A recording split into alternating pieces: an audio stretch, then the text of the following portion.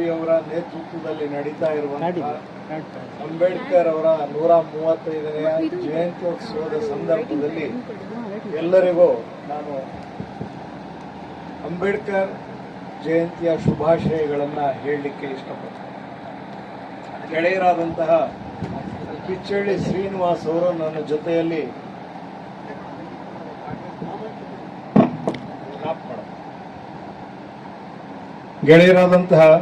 ಪಿಚ್ಚಳ್ಳಿ ಶ್ರೀನಿವಾಸ್ ಅವರು ನನ್ನ ಜೊತೆಯಲ್ಲಿದ್ದಾರೆ. ಅವರು ಅತಿಥಿಯಾಗಿ ಮಾನ್ಯ ಕುಲಪತಿಗಳಾದಂತಹ BK ರವಿ ಅವರು ಈ ದಿನ ಹೀಗೆ ಬರಬೇಕು ಅಂದಾಗ ನಾನು ಇಲ್ಲ ಅಂತ ಹೇಳಲಿಕ್ಕಾಗಲಿಲ್ಲ. ಆದರೆ ನನಗೆ ವಿಪರೀತ ಕೆಲಸಗಳು. ನಾಡಿದ್ದು ನನ್ನ ಮಡದಿಯ ನೆನಪಿನ ಕಾರ್ಯಕ್ರಮ ಇದೆ ಭಾನುವಾರ. ಆದರೂ ನಾನು ಇಲ್ಲಿ 2015ರಿಂದ 2018 ನವೆಂಬರ್ವರೆಗೆ ಕೆಲಸ ಮಾಡಿದ ನನ್ನ ಹಳೆಯ ವಿಶ್ವವಿದ್ಯಾಲಯ ಆಗಿರುವ ಒಂದು ಅಭಿಮಾನವು ನನ್ನ ಜೊತೆಯಲ್ಲಿರೋದ್ರಿಂದ ನಾನು ಇಲ್ಲ ಅನ್ನೋದೇ ಬಂತು.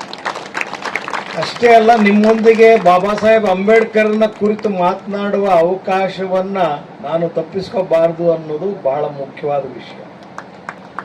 ಯಾಕೆ ಅಂಬೇಡ್ಕರ್ ಅವರ ವಿಷಯವನ್ನ ನಾನು ನನ್ನ ಹೆಂಡತಿಯ ಸಮಾರಂಭದಲ್ಲೂ ಕೂಡ ಮಹಿಳೆಯರನ್ನ ಕುರಿತು ಅಂಬೇಡ್ಕರ್ ಚಿಂತನೆಗಳು ಅಂತ ಒಂದು ಉಪನ್ಯಾಸವನ್ನು ಭಾನುವಾರ ಮಾಡಿಸ್ತಾ ಇದ್ದೀವಿ.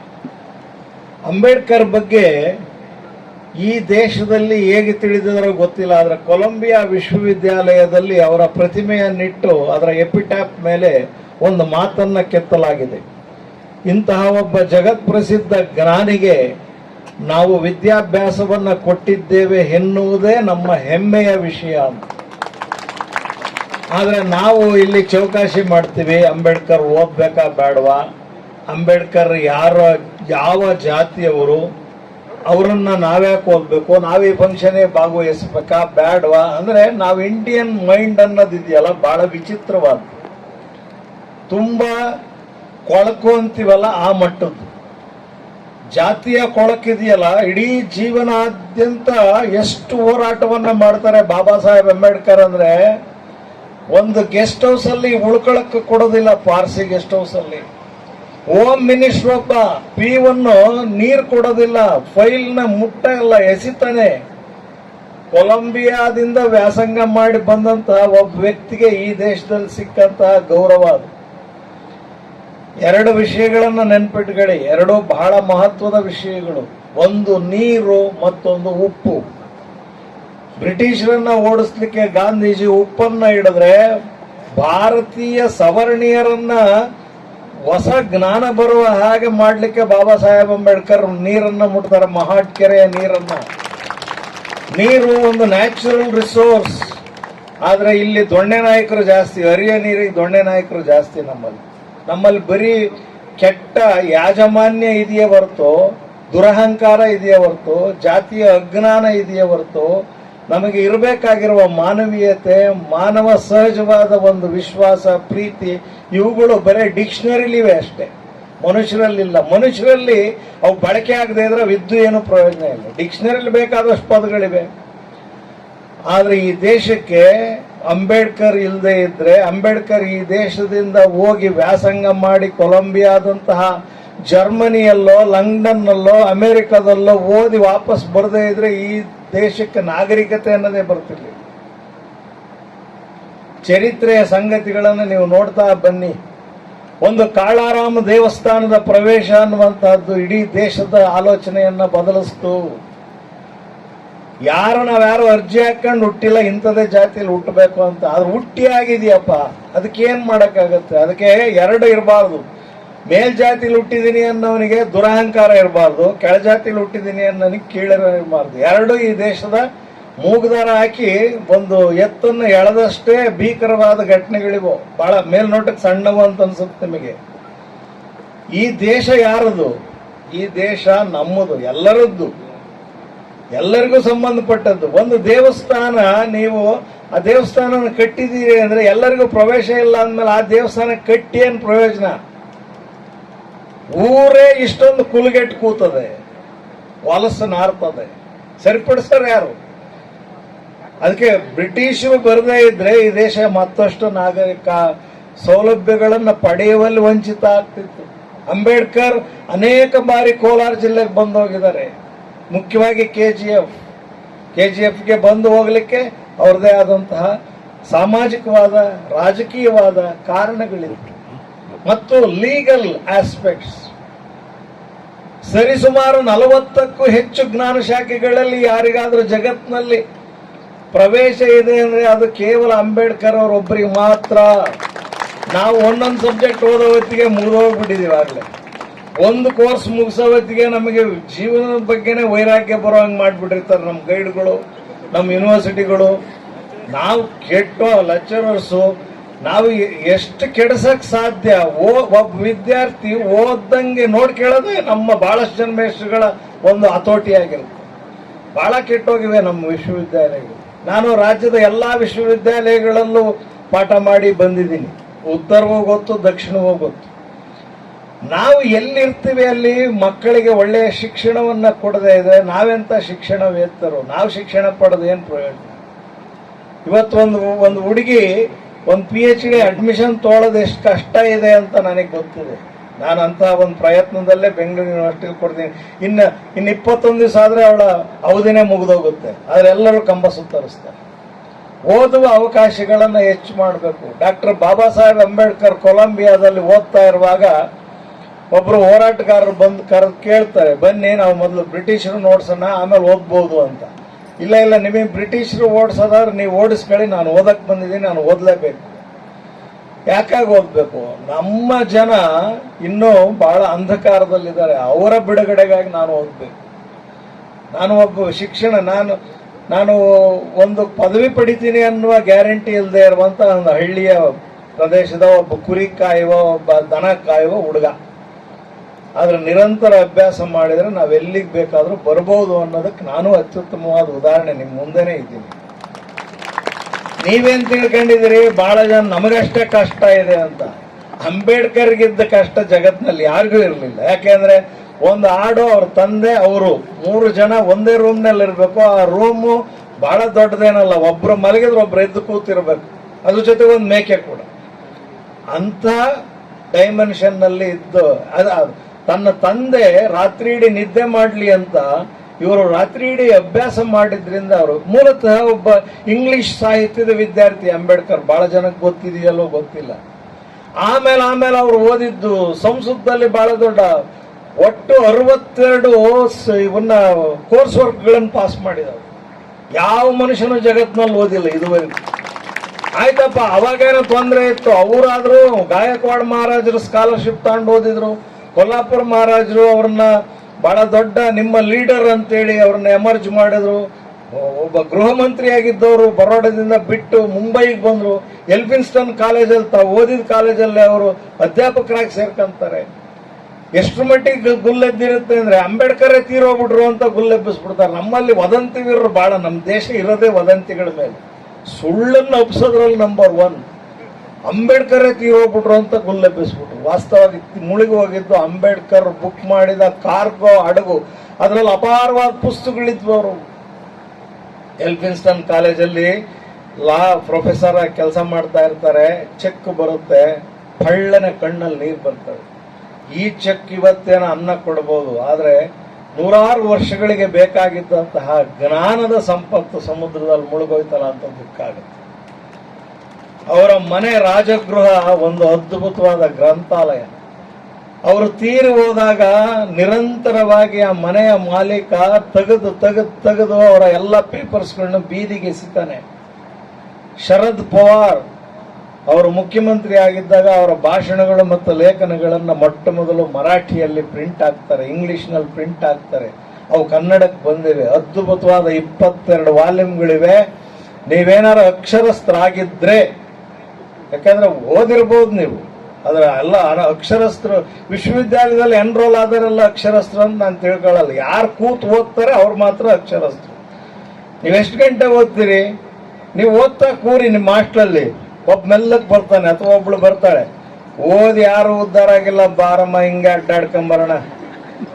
ನಮ್ಮ ಜನ ಎಷ್ಟು ಹೊಟ್ಟೆ ಕಿಚ್ಚಿನ ಜನ ಅಂದ್ರೆ, ನೀವು ಕೂತ್ ಓದಿ ನಿಮ್ಮನ್ನು ಹೇಗಾರು ಮಾಡಿ ಓದ್ದಂಗೆ ಮಾಡ್ತಾರೆ ಎಲ್ಲ ಪ್ರಯತ್ನ ಪಟ್ಟು. ಅದಕ್ಕೆ 2 ಗುಂಪು ಇರೋದು ವಿಶ್ವವಿದ್ಯಾಲಯದಲ್ಲಿ, ಓದುವವರ ಗುಂಪು, ಓದದೇ ಇರುವವರ ಗುಂಪು. ಹೇಗಾರು ಮಾಡಿ ಓದುವವರ ಗುಂಪು ಹುಷಾರಾಗಿರ್ಬೇಕು ಹೆಚ್ಚು. ನಿರಂತರ ಓದ್ತಾ ಹೋಗ್ಬೇಕು. ಓದದೇ ಇರೋದ್ರಿಂದ ಆದಷ್ಟು ದೂರ ಇರಬೇಕು. ನೀವು ಸ್ನೇಹನ ಹೇಗೆ ಮಾಡ್ತೀರಿ, ಯಾಕೆ ಮಾಡ್ತೀರಿ? ನಾನು ಮಾನ್ಯ ಕುಲಪತಿಗಳು ಒಂದೇ ಕ್ಯಾಂಪಸ್ ಅಲ್ಲಿ ವ್ಯಾಸಂಗ ಮಾಡಿದವರು. ಅವರು ಇಂಗ್ಲಿಷ್ MA ವಿದ್ಯಾರ್ಥಿ, ನಾನು ಕನ್ನಡ MA ವಿದ್ಯಾರ್ಥಿ. ಸ್ವತಃ ಅಂಬೇಡ್ಕರ್ ಕೂಡ ಇಂಗ್ಲಿಷ್ ಸಾಹಿತ್ಯ, ಸಂಸ್ಕೃತ ಬಹಳ ದೊಡ್ಡ ಎಮಿನೆಂಟ್ ಸ್ಕಾಲರ್ ಜಗತ್ನಲ್ಲಿ ಯಾರು ಇದ್ರು ಅವರೊಬ್ಬರೇ. ಅದಕ್ಕೇನೆ ಯುನೆಸ್ಕೋ ಅವರು ಹುಟ್ಟಿದ ದಿನವನ್ನ ಜ್ಞಾನದ ದಿನ ಅಂತ ಆಚರಿಸುತ್ತೆ ಜಗತ್ತಿನಲ್ಲಿ. ನಾಲೆಡ್ಜ್ ಡೇ ಅಂತ ಒಬ್ಬ ಯಾವುದಾದ್ರು ವ್ಯಕ್ತಿಗೆ ಹೆಸರಿಟ್ಟಿದ್ರೆ ಅದು ಡಾಕ್ಟರ್ ಅಂಬೇಡ್ಕರ್ ಅವ್ರಿಗೆ ಮಾತ್ರ. ಅವ್ರು ಎಷ್ಟು ಜನದಿಂದ ಇನ್ಫ್ಲೂಯೆನ್ಸ್ ಆಗ್ತಾರೆ. ಅವ್ರ ಗೈಡ್ ಒಂದ್ಸರಿ ಕರೀತಾರೆ, ಇವರು ಇದಕ್ಕೆ ಜರ್ಮನಿಗೆ ಹೋಗ್ಬಿಟ್ಟಿರ್ತಾರೆ ಲಂಡನ್ ನಿಂದ, ಬೇಗ ಬಾಪ ಇಲ್ಲಿ ನಿನ್ ಥೀಸಿಸ್ ಹಿಂಗೆ ಸಮಸ್ಯೆ ಆಗಿದೆ, ಸ್ಥಳೀಯ ಸರ್ಕಾರಗಳ ಬಗ್ಗೆ ಬರೆದಿರೋ ಥೀಸಿಸ್ ಅಲ್ಲಿ ಒಂದು ಪ್ಯಾರ ಬದಲಾಯಿಸಬೇಕು. ಅವ್ರ ಗೈಡಿಗೆ ಅವ್ರು ಹೇಳ್ತಾರೆ, ನನಗೆ PhD ಸಿಗದಿದ್ರು ಚಿಂತೆ ಇಲ್ಲ, ಬ್ರಿಟಿಷರು ಸ್ಥಳೀಯ ಸರ್ಕಾರಗಳಲ್ಲಿ ಭಾರತದಲ್ಲಿ ಆಳ್ತಾ ಇರೋದು ಹಂಗೇನೆ, ನಾನು ಬರೆದಿರೋದು ಹಾಗೇನೆ, ನನ್ನ ಅಭಿಪ್ರಾಯವನ್ನು ಯಾವ ಕಾರಣಕ್ಕೂ ನಾನು ಬದಲಾಯಿಸಲ್ಲ. ನೋಡಿ ಎಷ್ಟು ಸ್ಪಷ್ಟತೆ. ಆಗ ಅವ್ರ ಗೈಡ್ ಹೇಳ್ತಾರೆ, ನಿನಗೆ ಇಷ್ಟು ಸ್ಪಷ್ಟತೆ ಇದೆ, ನೀನೇ ಅದನ್ನ ಜಸ್ಟಿಫೈ ಮಾಡ್ಕೊಳ್ತೀಯ, ನಂದೇನು ಅಭ್ಯಂತರ ಇಲ್ಲಪ್ಪ ಅಂತಾರೆ. ಇಲ್ಲಾದ್ರೆ ಏನ್ ಮಾಡ್ತಾರೆ, ಆ ಪೇಜ್ನ ಅರ್ಧಾಕ್ಬಿಟ್ಟು ಮಾಡೆ ಎಲ್ಲೇ ಸವಾಸ. ನಾವು PhD ಮಾಡುವ ವಿಧಾನಕ್ಕೂ ಅವ್ರು PhD ಮಾಡಿರೋ ವಿಧಾನ ಸುಮ್ಮನೆ ನೆನಪು ಮಾಡ್ಕೊಳ್ತಾ ಇದ್ವಿ. ಒಬ್ಬ ಸ್ಕಾಲರ್ ಆಗಿ ನೀವು ನೋಡ್ತೀರಾ, ಒಬ್ಬ ಸಮಾಜ ವಿಜ್ಞಾನಿಯಾಗಿ ನೋಡ್ತೀರಾ, ಒಬ್ಬ ರಾಜಕೀಯ ತಜ್ಞರಾಗಿ ನೋಡ್ತೀರಾ, ಒಬ್ಬ ಹಿಸ್ಟೋರಿಯನ್ ಆಗಿ ನೋಡ್ತೀರಾ, ಒಬ್ಬ ಕಲ್ಚರಲ್ ಆಂಥ್ರೋಪಾಲಜಿಸ್ಟ್ ಆಗಿ ನೋಡ್ತೀರಾ. ಭಾರತದಲ್ಲಿಯ ಜಾತಿಗಳನ್ನ ಕುರಿತು ನಡೆಸಿರುವ ಅಧ್ಯಯನವನ್ನ ಇದುವರೆಗೆ ಯಾರೂ ಅಷ್ಟು ಸಮರ್ಪಕವಾಗಿ ಮಾಡಕ್ ಸಾಧ್ಯ ಇಲ್ಲ. ಅಥವಾ ಎಕನಾಮಿಕ್ಸ್ಟ್ ಆಗಿ ನೋಡ್ತೀರಾ, ಸ್ಕೂಲ್ ಆಫ್ ಎಕನಾಮಿಕ್ಸ್ ಇಡೀ ಎಕನಾಮಿಕ್ಸ್ ನ ಬಹಳ ದೊಡ್ಡ ಮೇರು ಪರ್ವತ ಇದ್ದ ಹಾಗೆ ಅವರು. ನೀವು ಯಾವ ವಿಷಯವನ್ನ ತೆಗೆದುಕೊಳ್ಳಿ, ಅಷ್ಟೇ ಅಲ್ಲ, ಪಬ್ಲಿಕ್ ಅಡ್ಮಿನಿಸ್ಟ್ರೇಷನ್ಗೆ ಅಂಬೇಡ್ಕರ್ ಕೊಟ್ಟಿರೋಷ್ಟು ಕೊಡುಗೆಯನ್ನು ಯಾರು ಕೊಟ್ಟಿಲ್ಲ. ಮತ್ತು ಲಾ ಎಕ್ಸ್ಪರ್ಟ್, ಕಾನ್ಸ್ಟಿಟ್ಯೂಷನ್ ಎಕ್ಸ್ಪರ್ಟ್. ಇಡೀ ಸಂವಿಧಾನ ಸಭೆಯ ಸಂದರ್ಭದಲ್ಲಿ ಜಗತ್ತಿನ ಎಲ್ಲ ನ್ಯಾಯ ಶಾಖೆಗಳನ್ನ, ನ್ಯಾಯದ ವಿಚಾರಗಳನ್ನ, ಕಾನ್ಸ್ಟಿಟ್ಯೂಷನ್ಗಳನ್ನ ಓದ್ಕೊಂಡಿದ್ದ ಏಕೈಕ ವ್ಯಕ್ತಿ ಬಾಬಾ ಸಾಹೇಬ್ ಅಂಬೇಡ್ಕರ್ ಮಾತ್ರ.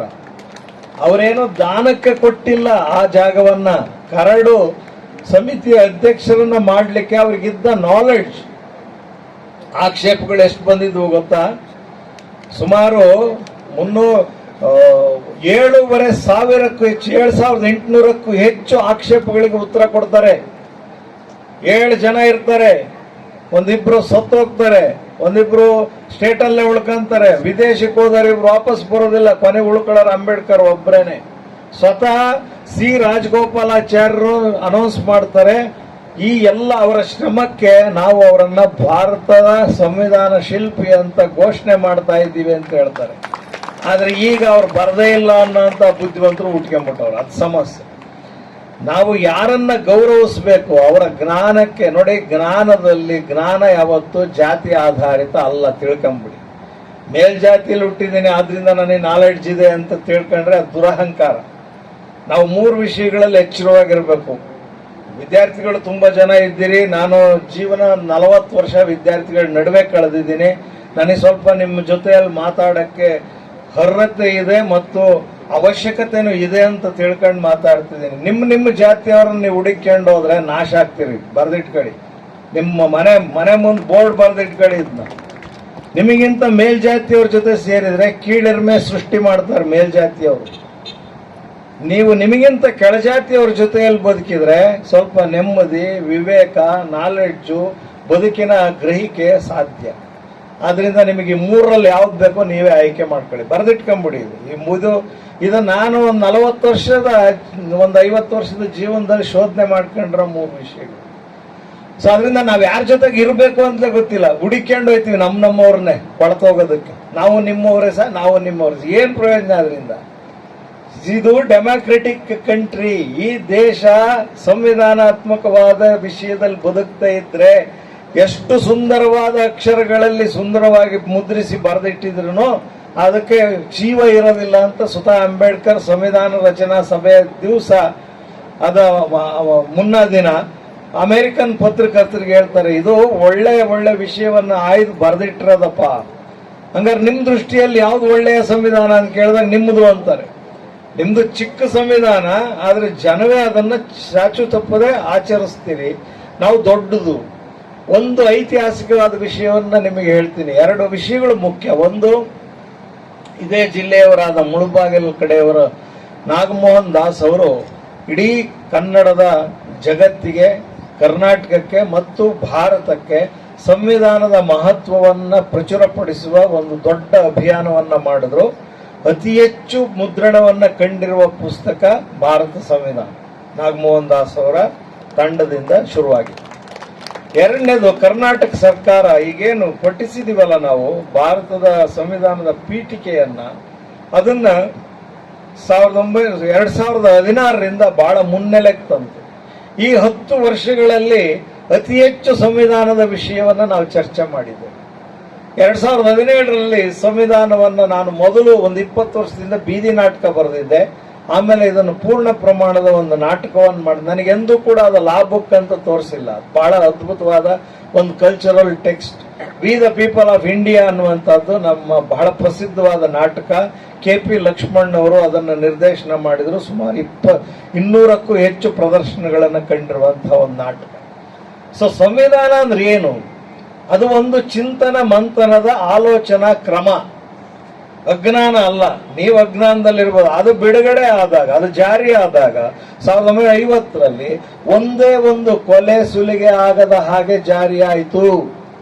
ಬರೆದಿಟ್ಕೋಬೇಕಾಗಿರುವ ವಿಷಯ ಅದು. ಆದ್ರೆ ಭಾರತ ಮತ್ತು ಪಾಕಿಸ್ತಾನ ಇಬ್ಬಾಗಾಗಿ ಸ್ವಾತಂತ್ರ್ಯದ ಸಂದರ್ಭದಲ್ಲಿ ಈ ಕಡೆಯಿಂದ ಒಂದು ರೈಲು ಹೋದ್ರೆ ಆ ಕಡೆಯಿಂದ ಒಂದು ರೈಲು ಹೆಣ ಬರವು, ಆ ಕಡೆಯಿಂದ ಒಂದು ರೈಲು ಜನ ಬಂದ್ರೆ ಈ ಕಡೆಯಿಂದ ಒಂದು ರೈಲು ಹೆಣಗಳು ಹೋಗ್ತಿದ್ವು. ಸೊ ಪಾರ್ಟಿಷನ್ ಅನ್ನೋದು ನಮ್ಮ ಆಧುನಿಕ ಸಂದರ್ಭದ ಭಾರತ ಮತ್ತು ಪಾಕಿಸ್ತಾನದ ಒಂದು ಬ್ಲಂಡರ್. ಅದು ಯಾರಾದ್ರೂ ಆಗಿರ್ಲಿ, ಯಾರಿಂದಲಾದ್ರೂ ಆಗಿರ್ಲಿ, ಅದರಂತಹ ಘೋರವಾದಂತಹ ಒಂದು ಅಚಾತುರ್ಯ ಜಗತ್ತಿನದ್ದು ಇನ್ಯಾವುದೂ ಇಲ್ಲ. ಅದಕ್ಕೆ ಅದನ್ನು ಹುಚ್ಚರ ಸಂತೆ ಅಂತ ಕರೀತಾನೆ. ಸಾದತ್ ಹಸನ್ ಮಂಟೋ ಅನ್ನುವಂತ ಒಬ್ಬ ಕಥೆಗಾರ, ಇದು ಹುಚ್ಚರ ಸಂತೆ. ಇದು ಯಾವುದು ಅಂದ್ರೆ ಪಂಜಾಬ್ ಅಥವಾ ಅಫ್ಘಾನಿಸ್ತಾನ್ ಮತ್ತು ಕಾಶ್ಮೀರ ಆಕ್ರಮಿತ ಪ್ರದೇಶ ಸರೌಂಡಿಂಗ್ ಏನಿತ್ತು ಅದೊಂದು ಆರ್ಟಿಫಿಷಿಯಲ್ ಸ್ಟೇಟ್ ಅನ್ನೋದನ್ನ ಮಾಡುವಾಗ ಏನ್ ಸಮಸ್ಯೆಗಳಿರ್ತವೆ. ಅದಕ್ಕೆ ಬಿಡಿ ಭೂಪಟವನ್ನ ಕತ್ತರಿಸ್ಬಿಟ್ಟು ಕೊಟ್ಬಿಡ್ತಾನೆ ಒಬ್ಬ ರೈಟರ್, ಒತ್ತಾಯ ಜಾಸ್ತಿ ಇದ್ದುದ್ರಿಂದ. ಅದಕ್ಕೆ ಹುಚ್ಚ ಆಸ್ಪತ್ರೆಗಳೆಲ್ಲ ಒಂದ್ ದೇಶಕ್ಕೆ ಹೋದ್ವಂತೆ, ಆ ಒಳ್ಳೆ ಆಸ್ಪತ್ರೆಗಳೆಲ್ಲ ಒಂದ್ ದೇಶಕ್ಕೆ ಬಂದ್ವಂತೆ ಅಂತ ಕಾಮೆಂಟ್ ಮಾಡ್ತಾರೆ ಮುಂದವರು. ಭಾರತ ಪಾಕಿಸ್ತಾನ ರಕ್ತಸಿಕ್ತವಾದ ಚರಿತ್ರೆ. ಆದ್ರೆ ಭಾರತ ಸಂವಿಧಾನದ ಜಾರಿ ಒಂದೇ ಒಂದು ಗದ್ದಲ ಗಲಾಟೆ ಇಲ್ದಂಗಾಯ್ತು. ಭಾರತದಲ್ಲಿ 3 ಜನ ಸಂಸ್ಥಾನಿಕರು ಬಹಳ ಮುಖ್ಯ. 556 ಜನ ಸಂಸ್ಥಾನಿಕರಲ್ಲಿ ಒಂದು ಗಾಯಕ್ವಾಡ್ ಮಹಾರಾಜರು, ಕೊಲ್ಲಾಪುರ್ ಮಹಾರಾಜರು ಮತ್ತು ಮೈಸೂರು ಮಹಾರಾಜರು. ಇವ್ರು 3 ಜನ ನೀವು ನೆನಪಿನಲ್ಲಿ ಇಟ್ಕೋಬೇಕಾಗಿರುವಂತಹ ಮಹಾರಾಜರು. ಆ 3 ಜನಕ್ಕೂ ಪ್ರೇಜರ್ ಅನ್ನುವಂತ ಒಬ್ಬನೇ ಮೇಷ್ಟ್ರು. ಒಬ್ಬ ಒಳ್ಳೆ ಮೇಷ್ಟ್ರ ಹತ್ರ ಕಲ್ತದ್ರಿಂದ ಇವ್ರು ಹಿಂಗಾದ್ರು. ಸರಿಯಾದ ಮೇಷ್ಟ್ರಗಳ ಹತ್ರ ಕಲಿತೇ ಇರೋದ್ರಿಂದ ಬೇರೆಯವರೆಲ್ಲ ವಿಲಾಸಿಗಳಾದ್ರು. ಇವ್ರು 3 ಜನನೇ ಪ್ರಜಾಪ್ರಭುತ್ವದ ಅಡಿಗಲ್ಲು ಅಂತ ಕರೀತಾರೆ ಅಂಬೇಡ್ಕರ್. ಮೈಸೂರು ಸಂಸ್ಥಾನ, ಕೊಲ್ಲಾಪುರ ಸಂಸ್ಥಾನ ಮತ್ತು ಬರೋಡಾ ಸಂಸ್ಥಾನವೇ ಭಾರತದ ಸಂವಿಧಾನದ ತಳಹದಿ ಅಂತ ಗುರುತಿಸ್ತಾರೆ. ಏನು ಹಿಂಗಂದ್ರೆ, ಮೈಸೂರು ಸಂಸ್ಥಾನಿಕರು 1874ರಲ್ಲಿ ಮೀಸಲಾತಿಯನ್ನ ಜಾರಿಗೆ ತಂದಿದ್ರು. 1902ರಲ್ಲಿ ಶಾಹು ಮಹಾರಾಜರು ಮೀಸಲಾತಿಯನ್ನ ಜಾರಿಗೆ ತಂದರು. ಈಗಲೂ ನಿಮ್ಮಲ್ಲಿ ಯಾರಿಗಾದ್ರೂ ಸರಿಯಾದ ತಿಳುವಳಿಕೆ ಇಲ್ಲದೆ ಇದ್ರೆ ಅಥವಾ ಅಜ್ಞಾನವೇ ಕೆಲವರಿಗಿರೋ ಅಜ್ಞಾನನೇ ಜ್ಞಾನ ಅಂತ ತಿಳ್ಕೊಂಡ್ಬಿಟ್ಟಿರ್ತಾರೆ. ಮೀಸಲಾತಿಯ ಬಗ್ಗೆ ಎಲ್ಲೂ ಓದೋದಿಲ್ಲ. ದಯವಿಟ್ಟು ಈ ವೇದಿಕೆ ಮೇಲೆ ನಾನೊಂದು ಮನವಿ ಮಾಡ್ಕೊಳ್ತೀನಿ.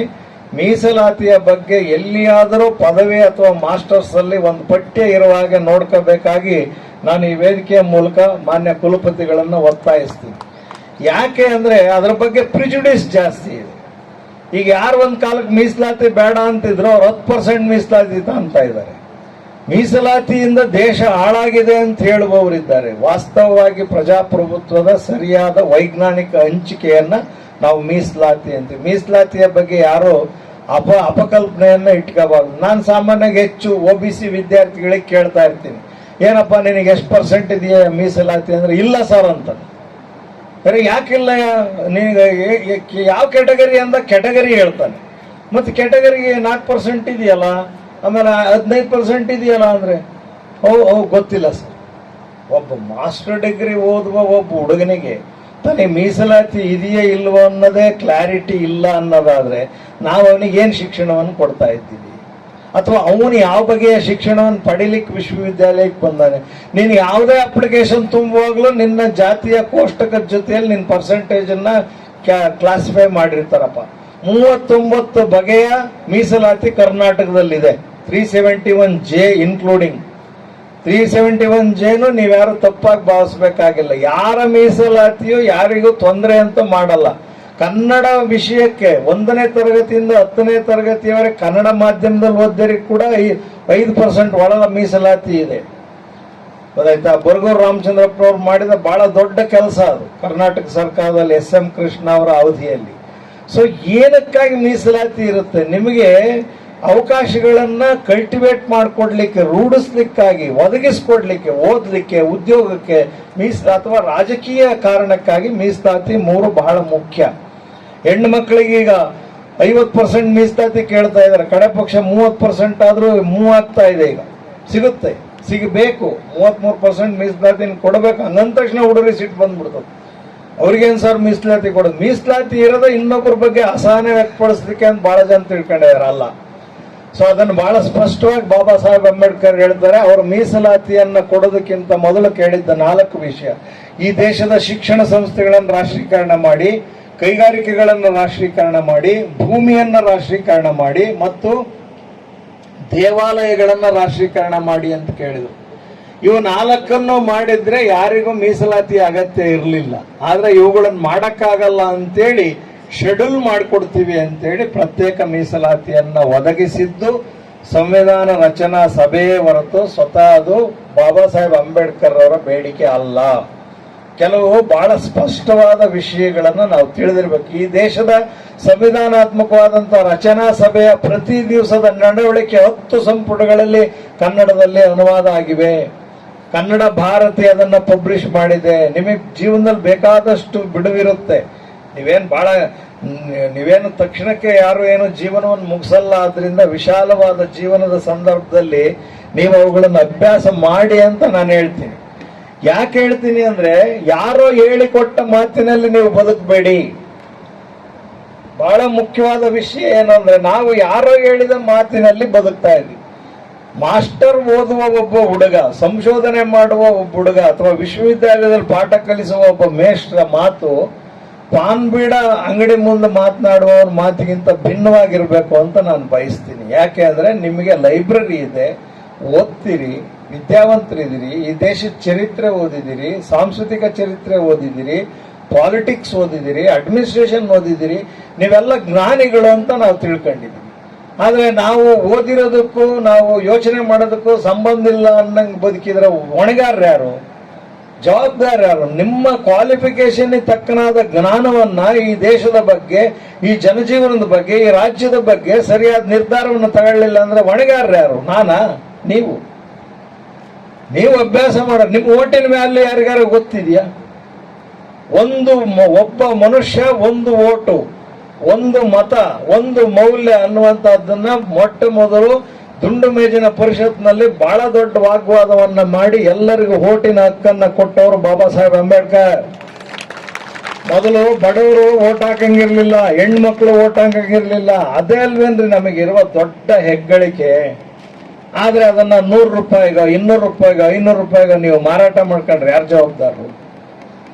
ನಿಮ್ಮ ಒಂದು ಓಟು ಈ ದೇಶದ 5 ವರ್ಷದ ಬಡ್ಜೆಟ್ಗೆ ಸಮ. ತಿಳ್ಕೊಳ್ಳಿ, ಈ ವರ್ಷದ ಕರ್ನಾಟಕದ ಬಡ್ಜೆಟ್ ಎಷ್ಟಿದೆ ಅಷ್ಟು ಮೌಲ್ಯ ನಿಮ್ಮ ಓಟಿಗಿದೆ. ಒಬ್ಬನನ್ನ ಆಯ್ಕೆ ಮಾಡಿ ಕಳಿಸಿದ್ರೆ ಆತ 5 ವರ್ಷ ಬಡ್ಜೆಟ್ ನಿರ್ವಹಣೆ ಮಾಡ್ತಾನೆ. ಅಷ್ಟು ಬಡ್ಜೆಟ್ ಎಷ್ಟು 5 ವರ್ಷಕ್ಕೆ ಕ್ಯಾಲ್ಕುಲೇಟ್ ಆಗತ್ತೆ, ಅಷ್ಟು ಮೌಲ್ಯ ನಿಮ್ಮ ಒಂದು ಓಟಿಗಿದೆ. ಆದ್ರೆ ಅದನ್ನ ಬೇಕಾ ಬಿಟ್ಟು ಬಳಸ್ತೀರಿ ನೀವು. ಸರಿಯಾಗಿ ಬಳಸದೇ ಇರೋದ್ರಿಂದ ಇಂಥದ್ದೆಲ್ಲ ಅಧ್ವಾನ ಆಗಿದೆ. ಜಾತಿ ನೋಡ್ಕೊಂಡು ಓಟ್ ಹಾಕೋದು, ಯಾವುದೋ ಪ್ರದೇಶ ನೋಡ್ಕೊಂಡು ಓಟ್ ಹಾಕೋದು, ಅವನು ಹೇಳ್ದ ಅಂತ ಓಟ್ ಹಾಕೋದು, ಇವನು ಹೇಳ್ದ. ಓಟೇ ಮಾಡಕ್ ಬರಲ್ಲ ರೀ ನಿಮಗೆ. MLC ಓಟ್ಗಳ ಸಂದರ್ಭದಲ್ಲಿ ನಾನು ಒಂದು ಓಟ್ ಎಲೆಕ್ಷನ್ ನಿಂತಿದ್ದೆ. ನಾನು ಯೂನಿವರ್ಸಿಟಿಗೆ 39 ಓಟ್ ನನ್ನ ಇನ್ವ್ಯಾಲ್ಯೂಟ್ ಮಾಡಿದ್ರು. ನನಗೆ ಬೇಕಾಯ್ತು 7 ಓಟ್ ಅಷ್ಟೇ. ಕುಲಗೆಟ್ಟ ಮದುವೆ ನನ್ನ 39 ಇದ್ದು ನನ್ನ ಬಾಕ್ಸ್ ಅಲ್ಲಿ. ಹಂಗಾಗಿ ವಿದ್ಯಾವಂತರಿಗೆ ಓಟು ಹಾಕಕ್ ಬರಲ್ಲ. ಬರೇ ಅನಕ್ಷರಸ್ಥರಿ ಬಟನ್ ಒತ್ತಕ್ಕಲ್ಲ, ನೀವು ಹೋದ್ರೂ ಅಲ್ಲಿ ಕೈ ಕಾಲು ನಡಿಗೆ ಯಾರಿಗೆ ಓಟ್ ಹಾಕ್ತೀರಿ, ಹಾಕ್ಬೇಕು ಅಂತ ಡಿಸೈಡ್ ಮಾಡಿ ಹೋಗೋದೇ ಒಬ್ಬನಿಗೆ, ಅಲ್ಲಿ ಹೋಗ್ತದೆ ಒಬ್ಬನಿಗೆ ಆಗಿ ಬರುತ್ತೆ. ಆಮೇಲೆ ನೀವು ಚಿಂತೆ ಮಾಡ್ತೀರಿ, ಸದ್ಯಕ್ಕೆ ಗೊತ್ತಾಗೋದಿಲ್ಲ ಅದು, ಅಷ್ಟರ ಮಟ್ಟಿಗೆ ಬಚಾವ್.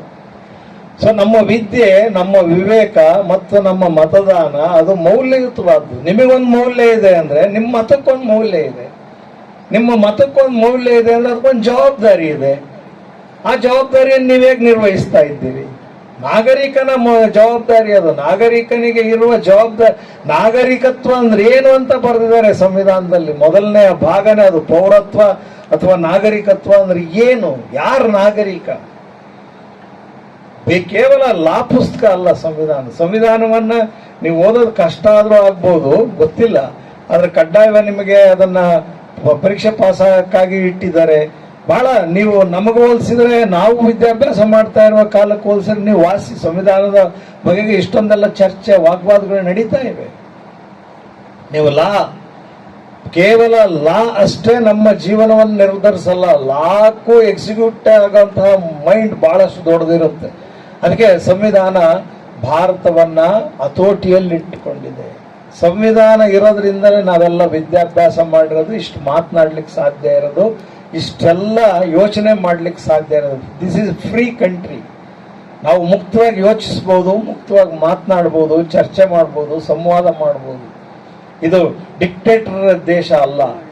ಡಿಕ್ಟೇಟರ್ಗಳ ದೇಶದಲ್ಲಿ ನಾವು ಮಾತಾಡಕ್ಕಾಗೋದಿಲ್ಲ. ಅಂತಹ ಒಂದು ದೊಡ್ಡ ಸ್ವಾತಂತ್ರ್ಯವನ್ನ, ಸೋದರತೆಯನ್ನ, ಭ್ರಾತೃತ್ವವನ್ನ ರೂಪಿಸಿದಂತಹ ಒಬ್ಬ ಮಹಾನ್ ಜ್ಞಾನಿಯನ್ನ ನೆನಪು ಮಾಡಿಕೊಳ್ಳುವಂತಹ ದಿನ. Salute hour great master. ನಮ್ಮ ಅಂಬೇಡ್ಕರ್ ದಿನ ಅಂತಂದ್ರೆ ಅದು ಯಾವುದೇ ಸಂಕುಚಿತವಾದ ಚರ್ಚೆಗೆ ಅಥವಾ ಸಂಕುಚಿತವಾದ ಆಲೋಚನೆಗೆ ಕಾರಣವಾಗುವಂತಹದ್ದಲ್ಲ. ನಮಗೆಲ್ಲ ಬಹಳ ದೊಡ್ಡ ವಿವೇಕವನ್ನ ಕೊಟ್ಟಂತಹ ಒಂದು ಗ್ರೇಟ್ ಪರ್ಸನಾಲಿಟಿಯನ್ನು ನೆನಪು ಮಾಡ್ಕೊಳ್ಳುವಂತ ದಿನ. ಒಂದು ಅವರ ಏನು ಸೀಟಲ್ಲಿ ಕೂತ್ ಓದ್ತಾ ಇದ್ರು ಕೊಲಂಬಿಯಾ ಯೂನಿವರ್ಸಿಟಿಲಿ, ಅದನ್ನ ಅಂಬೇಡ್ಕರ್ ಕಾರ್ನರ್ ಅಂತ ಮಾಡಿದ್ದಾರೆ. ಅಲ್ಲಿ ಯಾರು ಕೂತ್ಕೊಳ್ಳಲ್ಲ. ಅಷ್ಟು ದೊಡ್ಡ ಗೌರವವನ್ನ ವಿಶ್ವವಿದ್ಯಾಲಯ ಕೊಟ್ಟಿದೆ. ಅವ್ರಿಗೆ ಎಲ್ಲೆಲ್ಲಿ ಅಭ್ಯಾಸ ಮಾಡಿ ಅವರಷ್ಟು ಕ್ವಾಲಿಫಿಕೇಶನ್ ಯಾರು ತೊಗೊಳಕ್ ಸಾಧ್ಯ ಆಗಿಲ್ಲ. ಅವರು ಡಾಕ್ಟರ್ ಆಫ್ ಸೈನ್ಸ್ ಇರ್ಬೋದು, ಡಾಕ್ಟರ್ ಆಫ್ ಲಿಟ್ರೇಚರ್ ಇರ್ಬೋದು, ಡಾಕ್ಟರ್ ಆಫ್ ಲೆಟರ್ಸ್ ಇರ್ಬೋದು, ಡಾಕ್ಟರ್ ಆಫ್ ಲಾ ಇರ್ಬೋದು. ಎಷ್ಟು ಕಡೆಯಲ್ಲಿ ಸೈಮಲ್ಟೇನಿಯಸ್ ಅಭ್ಯಾಸ ಮಾಡಿದ್ದಾರೆ. ಈ ಕಡೆ ಎಕನಾಮಿಕ್ಸ್ ಓದ್ತಿರ್ತಾರೆ, ಆ ಕಡೆ ಲಾ ಓದ್ತಿರ್ತಾರೆ, ಆ ಕಡೆ ಪೊಲಿಟಿಕಲ್ ಸೈನ್ಸ್ ಓದ್ತಿರ್ತಾರೆ. ಅಷ್ಟು ದೊಡ್ಡ, ಯಾವುದೇ ಒಬ್ಬ ವಿದ್ಯಾರ್ಥಿಗೆ ಯಾರಾದ್ರೂ ಆದರ್ಶ ಇರಬೇಕು ಅಂದ್ರೆ ಅಂಬೇಡ್ಕರ್ ಮಾತ್ರ. ನೀವು ವಿದ್ಯಾರ್ಥಿಯಾಗಿ ನೀವು ಎಷ್ಟು ಗಂಟೆ ಓದಿದಿರಿ ಅಂತ ಲೆಕ್ಕ ಹಾಕಿ, ದಿವಸಕ್ಕೆ ಎಷ್ಟು ಗಂಟೆ ಅಭ್ಯಾಸ ಮಾಡ್ತೀರಿ ಅಂತ ಲೆಕ್ಕ ಹಾಕಿ. ಓದಿದ್ರೆ ಚಿಂತೆ ಇಲ್ಲಪ್ಪ, ನೀವು ಸುಮ್ಮನೆ ಕುತ್ಕೊಳ್ಳೋದು ಅಭ್ಯಾಸ ಮಾಡ್ಕೊಳ್ಳಿ, ಸಾಧ್ಯನೇ ಇಲ್ಲ. 5 ನಿಮಿಷ ನಾವು ಯಾರೋ ಸುಮ್ಮನೆ ಕುತ್ಕೊಳ್ಳಲ್ಲ. ಇಲ್ಲ ಮೊಬೈಲು, ಇಲ್ಲ ಅಂದ್ರೆ ಸ್ನೇಹಿತರು, ಎರಡೇ. ಓದುವ ಉತ್ತಮವಾದ ಅವಕಾಶಗಳನ್ನ ಕಳ್ಕೊಂಡ್ರೆ ನಾಳೆ ನೀವು ಕೋಲಾರ ಜಿಲ್ಲೆಗೆ ವಿಶೇಷವಾದ ಒಂದು ವೈಶಿಷ್ಟ್ಯ ಇದೆ. ಒಂದು, ಇಲ್ಲಿ ಬಡತನ ಇದೆ. 2, ಇಲ್ಲಿ ನೀರಿನ ದುರ್ಬಲತೆ ಇದೆ. 3, ಯಾವುದಾದ್ರೂ ಒಂದು ಕೆಲಸವನ್ನು ಹಿಡಿಲೇಬೇಕಾದಂತಹ ಅನಿವಾರ್ಯ ಇದೆ. ಈ ವರ್ಷದ IAS ಪಟ್ಟಿಯನ್ನು ನೋಡಿದ್ರೆ ಅತಿ ಹೆಚ್ಚು ಜನ ಕೋಲಾರದವರಿದ್ದಾರೆ. ಅತಿ ಹೆಚ್ಚು ಕೋಲಾರದವರೇ ಆಫೀಸರ್ಸ್ಗಳು, ವಿಧಾನಸೌಧದಲ್ಲಿ ಕೆಲಸ ಮಾಡೋರು, ಸೆಕ್ರೆಟರಿಯೇಟ್ ಇರ್ಬೋದು, ಎಲ್ಲದರಲ್ಲೂ ಅತಿ ಹೆಚ್ಚು ಈ ಬೆಂಗಳೂರು ಸರೌಂಡಿಂಗ್ ಅಲ್ಲಿ ಕೋಲಾರದಿಂದ ಹೋಗುವಷ್ಟು ಬಸ್ಸು ವಿಧಾನಸೌಧಕ್ಕೆ, ವಿಧಾನಸೌಧದಿಂದ ಕೋಲಾರಕ್ಕೆ ಬರುವಷ್ಟು ಬಸ್ಸುಗಳು ಎಲ್ಲಿಯೂ ಇಲ್ಲ. ಯಾಕೆಂದ್ರೆ ನೇರವಾಗಿ ಹೋಗಿ ಕೆಲಸ ಮಾಡಿ ಬರುವ ನೌಕರರ ಸಂಖ್ಯೆಯು ಜಾಸ್ತಿ ಇದೆ. ಅಷ್ಟೇ ಅಲ್ಲ, ಬಹಳ ದೊಡ್ಡ ಸ್ಟ್ರಗಲ್ ಮಾಡಿ ಹಣ್ಣು ತರಕಾರಿಗಳನ್ನ ಬೆಂಗಳೂರಿಗೆ ಕಳಿಸೋರು ನೀವೇನೆ. ಹಾಲನ್ನ ಹೈನುಗಾರಿಕೆಯಲ್ಲಿ ಪ್ರಸಿದ್ಧರು ನೀವೇನೆ. ಯಾವುದು ಕೊರತೆ ಇದೆ ಅದನ್ನ ಹೆಚ್ಚು ಸಾಧನೆ ಮಾಡಿದಿರಿ. ಕೊರತೆ ಇರೋದ್ರಿಂದಲೇ ಅವೆಲ್ಲ ಸಾಧನೆ ಆಗಿರೋದು. ನೀವು ಶಿವಮೊಗ್ಗ ಕಡೆ ಬನ್ನಿ, ಬೇಕಾದಷ್ಟು ನೀರು ಹರಿತಾ ಇರ್ತದೆ, ಯಾರು ಒಂದು ತರಕಾರಿ ಬೆಳೆಯಲ್ಲ ಅಲ್ಲಿ. ಅನಿವಾರ್ಯ, ನೀರು ಅವ್ರಿಗೆ ಅನಿವಾರ್ಯನೇ ಅಲ್ಲ, ಅದ್ರ ಪಾಡಿಗೆ ಅದು ಹೋಗ್ತಾ ಇರ್ತದೆ. ಸೊ ನಿಮಗೆ ಎಲ್ಲಿ ಕೊರತೆ ಇರುತ್ತೆ, ನಿಮಗೆ ಉದ್ಯೋಗದ ಅವಕಾಶಗಳು, ನೀವು ಹಿಡಿಲೇಬೇಕು, ಒಂದು ಕೆಲಸ ಹಿಡಿಲೇಬೇಕು. ಸೊ ನಿಮ್ಮ ಓದು ಮತ್ತೆ ನಿಮ್ಮ ಉದ್ಯೋಗ, ನಿಮ್ಮ ಚಿಂತನಾ ಕ್ರಮ, ಇವು 3 ನಿಮ್ಮನ್ನ ಬೆಳೆಸಲಿ. ಇದೊಂದು ಸದಾವಕಾಶ. ನೀವು ಮುಂಚೆ ಅಭ್ಯಾಸ ಮಾಡ್ಲಿಕ್ಕೆ ಬೆಂಗಳೂರಿಗೆ ಹೋಗ್ಬೇಕಾಗಿತ್ತು, ಅಂತ ಒಂದು ವಿಶ್ವವಿದ್ಯಾಲಯ ಈಗ ನಿಮ್ಮ ಮನೆ ಮುಂದೆನೇ ಇದೆ. ಇಲ್ಲಿಯೇ ಬಂದು, ಇಲ್ಲೂ ಕೆಲವು ಪಾಪ ಈ ಹಾಸ್ಟೆಲ್ ಇರ್ಲಿಲ್ಲ, ಆಗ ಈ ಹಾಸ್ಟೆಲ್ ಇರ್ಲಿಲ್ಲ. ಮುಂಚೆ ಮಧ್ಯಾಹ್ನ ಹೊತ್ತಿಗೆ ಎಲ್ಲ ಓಡ್ಬಿಡೋರು ಮನೆ ಮುದ್ದೆ ನೆನೆಸ್ಕೊಂಡು. ಕೊನೆಗೆ ಹಾಸ್ಟೆಲ್ ಆಯ್ತು. ಹಾಸ್ಟೆಲ್ ಆದ್ಮೇಲೆ ಊಟ ಹಾಕೊಡಿ. ಮಧ್ಯಾಹ್ನದ ಮೇಲೆ ಪಾಠ ಮಾಡೋ ಅವಕಾಶವೇ ಇರಲಿಲ್ಲ ನಮ್ಗೆ, ಯಾಕೆಂದ್ರೆ ಹುಡುಗರು ಇರ್ತಿರ್ಲಿಲ್ಲ. ಬೆಳಿಗ್ಗೆ ಬಂದ್ರು, ಪಾಠ ಕೇಳಿದ್ರು, ಊಟದ ಹೊತ್ತಿಗೆ ಹೊರಟ್ರು. ಸೊ ಈಗೆಲ್ಲ ಅನುಕೂಲಗಳು ಇವೆ. ಶಾಂತವಾಗಿ ಅಭ್ಯಾಸ ಮಾಡಿ ಓದುವ ಕಾಲಕ್ಕೆ ಸರಿಯಾಗಿ ಓದಿ, ಆಮೇಲೆ ಉಳಿದದ್ದೆಲ್ಲ ಇರುತ್ತೆ. ಸೊ ಅಧ್ಯಾಪಕರಿಗೆ ಮತ್ತು ವಿದ್ಯಾರ್ಥಿಗಳಿಗೆ ಮತ್ತೊಮ್ಮೆ ನಾನು ಈ ವಿಶ್ವವಿದ್ಯಾಲಯದ ಘನತೆ, ಎಷ್ಟು ಉತ್ಕೃಷ್ಟವಾದ ವಿದ್ಯಾರ್ಥಿಗಳು ಇಲ್ಲಿಂದ ಸೃಷ್ಟಿಯಾಗಿ ಹೋಗ್ತಾರೆ ಅನ್ನೋದ್ರ ಆಧಾರದ ಮೇಲೆ ಇರುತ್ತೆ ಹೊರತು ಸಂಖ್ಯೆಯ ಮೇಲಿರುವುದಿಲ್ಲ. ಸಂಖ್ಯೆ ಒಂದು ಹಂತಕ್ಕೆ ಬೇಕು, ಆದರೆ ಉತ್ಕೃಷ್ಟತೆಯೇ ಬಹಳ ಮುಖ್ಯ. ಗುಣ ಅಥವಾ ಮೌಲ್ಯಮಾಪನ ಅಥವಾ ಕ್ವಾಲಿಟಿ. ಅಂಬೇಡ್ಕರ್ ಇಲ್ಲದೆ ಇದ್ದಿದ್ದು ಏನಾಗ್ತಿತ್ತು ಅಂತ ನಾನು ಎಷ್ಟೋ ಸರಿ ಯೋಚನೆ ಮಾಡ್ತಿದ್ದೆ. ಮತ್ತೆ ಅದೇ ನಮ್ಮ ಮಡಕೆ, ಉಗುಳಕ್ ಮಡಕೆ, ಹಿಂದ್ಗಡೆ ಪಾದ ಅಳಸಕ್ ಪೊರಕೆ ಕಟ್ಕೊಂಡು ಅಡ್ಡಾಡ್ಬೇಕಾದ ಭಾರತವನ್ನು ನಾವು ಕಾಣಬೇಕಾಗಿತ್ತು ಅಂಬೇಡ್ಕರ್ ಇದ್ದಿದ್ರೆ. ಅಂಬೇಡ್ಕರ್ ಇದ್ದಿಂದ ಬೇರೆಯವ್ರಿಗೆ ಎಷ್ಟೋ ದೊಡ್ಡ ನಾಲೆಡ್ಜ್ ಬಂತು. ಮತ್ತು ಕಾನೂನನ್ನ ಇನ್ನೂ ಅನ್ಟಚಬಿಲಿಟಿ ನಾವು ಹೋಗ್ಲಾಡ್ಸಕ್ ಆಗಿಲ್ಲಲ್ಲಪ್ಪ, ಇನ್ನೇ ಅದಕ್ಕಿಂತ ದುರಂತ ಇನ್ನೇನ್ ಬೇಕು. ಎಷ್ಟು ಸೋಫಿಸ್ಟಿಕೇಟೆಡ್ ಆಗಿದೆ ಗೊತ್ತಾ ಈಗ ಅನ್ಟಚಬಿಲಿಟಿ. ವೆಜ್ ಓನ್ಲಿ ಅಂತ ಬೋರ್ಡ್ ಹಾಕಿರ್ತಾರೆ, ನಾಚಿಕೆಗೆಟ್ಟು. ಅವ್ರಿಗೆ ಅಸಹ್ಯ ಅನ್ನಿಸ್ಬೇಕದು. ಯಾವನ್ ಪ್ರಾಕ್ಟೀಸ್ ಮಾಡ್ತಿರ್ತಾನೆ ಅನ್ಟಚಬಿಲಿಟಿನ ಅವನಿಗೆ ಅಸಹ್ಯ ಅನ್ನಿಸ್ಬೇಕು. ಅದಕ್ಕೆ ದೇವನವ್ರ ಮಾದೇವ ಒಂದು ಮಾತು ಹೇಳ್ತಾರೆ, ಅಸ್ಪೃಶ್ಯತೆ ಮಾಡುವವನಿಗೆ ಲಜ್ಜೆ ಇಲ್ಲ, ಇನ್ನ ಶೋಷಣೆಗೆ ಒಳಗಾಗಿರೋರು ನಾವೇನು ಫೈಟ್ ಮಾಡೋದಿದೆ ಅದ್ರ ವಿರುದ್ಧ ಅಂತ. ಎಷ್ಟು ಒಳ್ಳೆ ಮಾತು. ಅವ್ರದ್ದು ಇನ್ನೊಂದು ಮಾತಿದೆ, ಇವತ್ತವರಿಗೆ ಪಂಪ ಪ್ರಶಸ್ತಿ ಬಂದಿದೆ. ಅವ್ರು ಬರೆದಂತ ಒಬ್ಬ ಯಾಡೇಗೌಡನಿಗೆ, ಅವ್ರು ಬರೆದಂತ ಜೋಗ್ತಮ್ ಅವರಿಗೆ, ಅದನ್ನ ಆಡಿದಂತ ಕಲಾವಿದರ ಇಲ್ಲೇ ಇದ್ದಾರೆ ಪಿಚೇಡಿ, ಅವರಿಗೆ ಪಂಪ ಪ್ರಶಸ್ತಿ ಸಿಕ್ಕಿರೋದು ಈ ವೇದಿಕೆಯಲ್ಲಿ ಅವ್ರನ್ನ ನಾನು ಅಭಿನಂದಿಸ್ತೀನಿ. ಒಂದು ಮಹತ್ವದ ಒಂದು ಘಟನೆ. ಅವ್ರ ಒಂದು ಮಾತು, 6 ಅಡಿ ಇರುವ ಮನುಷ್ಯನನ್ನ 3 ಅಡಿಗೆ ಇಳಿಸೋದು ಒಂದೇ ಒಂದು ಮಾತಂತೆ, ನೀನ್ ಯಾವ ಜಾತಿ ಅಂತ ಕೇಳಿ ಸಾಕು. ನಮ್ಮ ಜನ ಬಸ್ಸಲ್ಲಿ ಹೋಗ್ಲಿ, ರೈಲಲ್ಲಿ ಹೋಗ್ಲಿ, ಪಕ್ಕದಲ್ಲಿರೋನ್ ಯಾವ ಜಾತಿ ಅಂತ ಕೇಳದ ಹೊರತು ಸಮಾಧಾನವೇ ಇರಲ್ಲ. ಹಂಗ್ ಕೇಳಿ ಹಿಂಗ್ ಕೇಳಿ ಹೆಂಗೋ ಕೇಳಿ ಅವನ ಜಾತಿ ಅಂತ ತಿಳ್ಕೊಳ್ಳೋದು ಬಹಳ ದೊಡ್ಡ ಸಂಶೋಧನೆ ನಮ್ದು. ನಮ್ಮ ದೊಡ್ಡ ಸಾಮಾಜಿಕ ಸಂಶೋಧನೆ ಏನು ಅಂದ್ರೆ ಪಕ್ಕದಾಗ ಕೂತಿರೋನ್ ಯಾವ ಜಾತಿಯವನು ಅಂತ. ನೀ ಯಾವ ಊರು ಅಂತ ಕೇಳಿ ಸಾಕು, ಕೆಲವರು ಇವ್ನು ಇಂಥನೇ ಜಾತಿಯವನು ಅಂತ ಹೇಳುವಷ್ಟು ಸಮಾಜ ವಿಜ್ಞಾನಿಗಳು ನಮ್ಮ ನಡುವೆ ಇರ್ತಾರೆ. ಸೊ ನಮಗೆ ಯಾವುದಕ್ಕೆ ಆಸಕ್ತಿ ವಹಿಸ್ಬೇಕೋ ಅದನ್ನ ಬಿಟ್ಟು ಯಾವ್ದು ಬ್ಯಾಡೋ ಅದರ ಬಗ್ಗೆ ಹೆಚ್ಚು ಆಸಕ್ತಿಯನ್ನ ಇಟ್ಕೊಂಡಿದ್ವಿ. ಸೊ ಜಾತಿ ಅನ್ನೋದು, ಅದಕ್ಕೆ ನಮ್ಮ ಮುನಿಸ್ವಾಮಿ ಅಂತ ಒಬ್ಬ ಕವಿ, ಗಾಯಕ, ಹೋರಾಟಗಾರ, ಜಾತಿ ಅನ್ನೋದು ಒಂದು ಕುಷ್ಠರೋಗ ಇದ್ದಂಗೆ ಅಂತ ಹೇಳ್ತಾರೆ. ಸೊ ನಾವು ವಿದ್ಯಾವಂತರಾದವರು ಅದನ್ನ ಕಡಿಮೆ ಮಾಡ್ಕೊಂಡ್ರೆ ಸಾಕು. ನಮ್ಮ ಮನೇಲಿದೆಯಾ, ನಮ್ಮ ಊರಲ್ಲಿದೆಯಾ, ಆದ್ರೆ ನಾವು ಅದನ್ನ ಮಾಡಬಾರ್ದು ಅನ್ನುವ ಎಚ್ಚರವೇ ಅಂಬೇಡ್ಕರ್. ನಮ್ಮ ಜೀವನದ ಎಚ್ಚರವೇ ಅಂಬೇಡ್ಕರ್. ಅಂಬೇಡ್ಕರ್ ಬಗ್ಗೆ ನಮಗೆ ಗೌರವ ಇದ್ರೆ ನಾವು ಕೆಲವು ವಿಷಯಗಳಲ್ಲಿ ಉತ್ತಮ ನಾಗರಿಕರಾಗುವ ಕಡೆಗೆ ಚಲಿಸಬೇಕು. ಜಾತಿಯ ಅಹಂಕಾರವನ್ನು ಬಿಡಬೇಕು. ನಮ್ಮ ಹಾಗೆ ಇತರರು ಕೂಡ ರಾಜ್ಯದಲ್ಲಿ 1503 ಜಾತಿ ಉಪಜಾತಿಗಳಿವೆ ರೀ. ಸಮೀಕ್ಷೆಗೆ ಹೋದಾಗ 79 ಜಾತಿ ಹೊಸವು ಸೇರಿವೆ ರೀ. ಇದಿಷ್ಟು ಸೇರಿ ಕರ್ನಾಟಕ. ಅದರೊಳಗೆ ನಿಮ್ದು ಯಾವ ದೊಡ್ಡದು ಯಾವ ಸಣ್ಣದು. ಕಲ್ಚರನ್ನೇ ಕುರಿತು ನಾನು PhD ಮಾಡಿದ್ದೀನಿ. ಕಲ್ಚರಲ್ಲಿ ಯಾವುದು ದೊಡ್ಡದು ಇಲ್ಲ, ಯಾವುದು ಸಣ್ಣದು ಇಲ್ಲ. ನಿನ್ನ ಸಂಸ್ಕೃತಿ ನಿನಗೆ ದೊಡ್ಡದಿದ್ರೆ ನನಗೆ ನನ್ನ ಸಂಸ್ಕೃತಿ ದೊಡ್ಡದೇ. ಜೀವನದ ವಿಧಾನ, ಬದುಕುವ ವಿಧಾನ ಯಾವ್ಯಾವ್ದಿದೆ ಯಾವ ಮನುಷ್ಯರಿಗೆ ಅದೆಲ್ಲದು ದೊಡ್ಡದೇ. ಇಷ್ಟು ಸಮಾನತೆಯ ವಿಷಯವನ್ನ ನಾವು ತಿಳ್ಕೊಳ್ಳಕ್ಕೆ ಅಷ್ಟು ದೊಡ್ಡ ದೊಡ್ಡ ವಿಜ್ಞಾನ ಸಂಶೋಧನೆಗಳೆಲ್ಲ ನಡೀತಾ ಇವೆಯಪ್ಪ. ಒಂದು ಬಾಂಬ್ ಹಾಕಿರೋ ಒಂದು ದೇಶವನ್ನೇ ಸುಟ್ಟಾಕುವಷ್ಟು ವೈಜ್ಞಾನಿಕವಾಗಿ ಇದ್ದೀವಿ. ಅದನ್ನ ನೋಡ್ತಾ ಇದ್ದೀವಿ, ಅದ್ರ ದುಷ್ಪರಿಣಾಮ ಎದುರಿಸ್ತಾ ಇದ್ದೀವಿ. ಹೋಟ್ಲುಗಳು ಮುಚ್ಚುತ್ತಾ ಇವೆ, ಗಾಡಿಗಳು ಬಂದಾಗ್ತಾ ಇವೆ. ಆದ್ರೂ ನಮ್ಮ ಈ ಜಾತಿಯ ತಾರತಮ್ಯಗಳನ್ನು ನಾವು ಬಿಡಕ್ ರೆಡಿ ಇಲ್ಲ. ಸೊ ಇದು ಆ ಕುಷ್ಠರೋಗವನ್ನ ಬೇರೆ ಯಾರು ಬಗೆಹರಿಸಕ್ಕಾಗಲ್ಲ, ನಾವೇ ಬಗೆಹರಿಸ್ಕೋಬೇಕು.